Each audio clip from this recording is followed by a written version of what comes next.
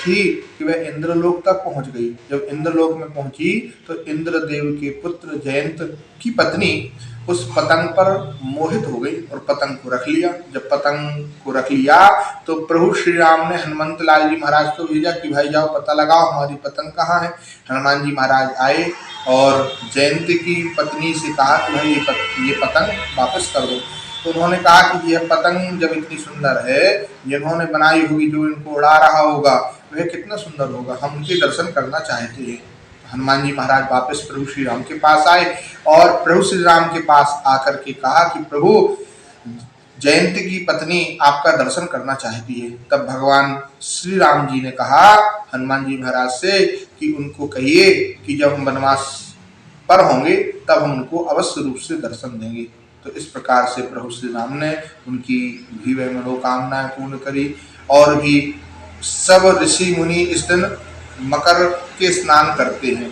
रामचरितमानस में आता है, एक बार भरी मकर नहाए सब मुनीस आश्रम सुधाए। तो इस दिन सभी लोग ऋषि मुनि, बड़े बड़े तपस्वी योगी जन भी मकर संक्रांति के पर्व पर बड़ी ही श्रद्धा भक्ति के साथ डुबकी लगाते हैं और इस पर्व पर पुण्य की प्राप्ति होती है। इस दिन गंगा सागर में भी जाकर के स्नान करना चाहिए।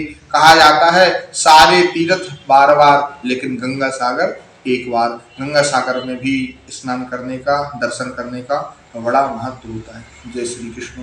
थी कि वह इंद्रलोक तक पहुंच गई। जब इंद्रलोक में पहुंची तो इंद्रदेव के पुत्र जयंत की पत्नी उस पतंग पर मोहित हो गई और पतंग को रख लिया। जब पतंग को रख लिया तो प्रभु श्री राम ने हनुमंत लाल जी महाराज को भेजा कि भाई जाओ पता लगाओ हमारी पतंग कहाँ है।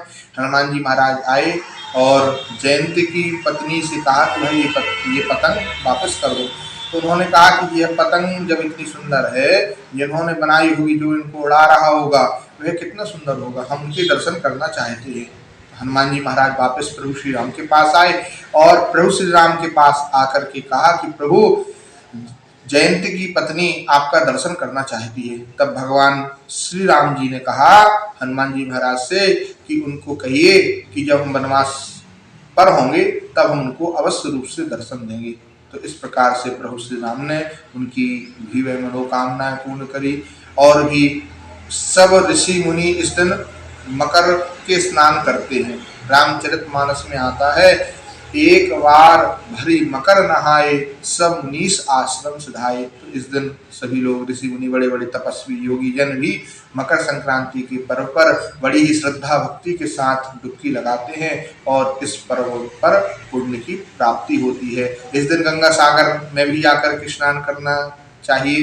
कहा जाता है सारे तीर्थ बार बार, लेकिन गंगा सागर एक बार। गंगा सागर में भी स्नान करने का, दर्शन करने का बड़ा महत्व होता है। जय श्री कृष्ण। आप देख रहे हैं पल पल इंडिया न्यूज, हर पल आपके साथ।